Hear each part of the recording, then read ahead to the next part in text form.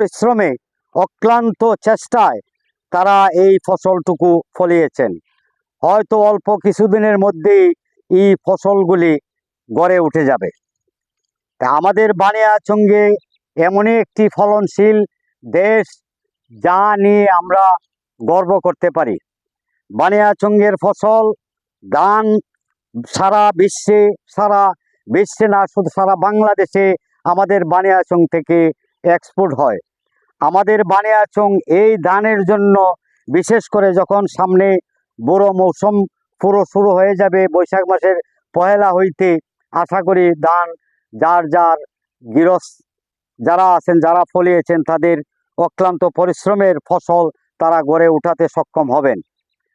আপনারা দেখতেই থাকুন, বানিয়াচঙ্গের ধান বিভিন্ন জায়গায় যদি না যেত তাহলে আর্থিক খাদ্য সংকট আরও বেড়ে যেত।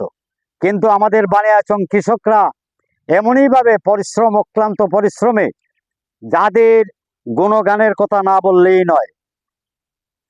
৬৮,০০০ গ্রাম বাঁচলে বাংলাদেশ বাঁচবে, এই ধরনের একটি স্লোগান এক সময় ছিল। তো ৬৮,০০০ গ্রাম, আমি মনে করি ৬৮,০০০ গ্রামের মধ্যে উল্লেখযোগ্য একটি গ্রাম হলো আমাদের বানিয়াচঙ্গের ঐতিহ্যবাহী একটি স্থান, যেখানে বিভিন্ন জাতের ফসল, ধান অনেক রয়েছে। ধান, নদী, খাল, এই তিনে বানিয়াচঙ্গে প্রচুর ধান জন্মে।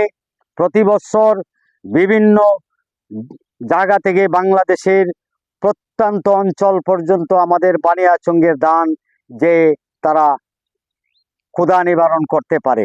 আমি চাই যে আমাদের বানিয়াচঙ্গের জন্য আল্লাহ পাক যদি শুধু বানিয়াচং নয়, এই মৌসুমে যেন আল্লাহ পাক ঝড় বৃষ্টি, শিলাবৃষ্টি থেকে নিরাপদ রেখে, যারা অক্লান্ত পরিশ্রম করে ধান ফলিয়েছেন, যারা বিভিন্ন জাতের ফসল ফলিয়েছেন, তাদেরকে সুন্দরভাবে উঠানোর জন্য, গড়ে তোলার জন্য আল্লাহ পাক দয়া করে এই সুযোগটুকু দেন। আমি আল্লাহর কাছে জানাই অপুরন্ত কৃতজ্ঞতা এবং দোয়া করি আল্লাহ যেন এই সুযোগ আমাদেরকে করে দেন। আপনারা সাথেই থাকুন, হয়তোবা আগামীতে অন্য কোনো জায়গায় আপনাদেরকে নিয়ে যাব বানিয়াচঙ্গের বৈশিষ্ট্য তুলে ধরার জন্য। বানিয়াচঙ্গের বৈশিষ্ট্য দেখিয়ে এবং বলে কহে শেষ করার মতন নয়। বিভিন্ন দেশে, বিভিন্ন জায়গায় বানিয়াচঙ্গের ঐতিহ্য তুললে আমাদের মন বড় হয়ে যায়।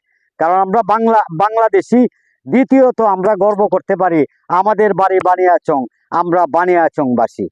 সুতরাং বানিয়াচং দেখার জন্য আপনাদেরকেও আমন্ত্রণ জানাচ্ছি, চলে আসুন আমাদের বানিয়াচং। ততক্ষণ পর্যন্ত আপনার সাথেই থাকুন। খুদা হাফেজ।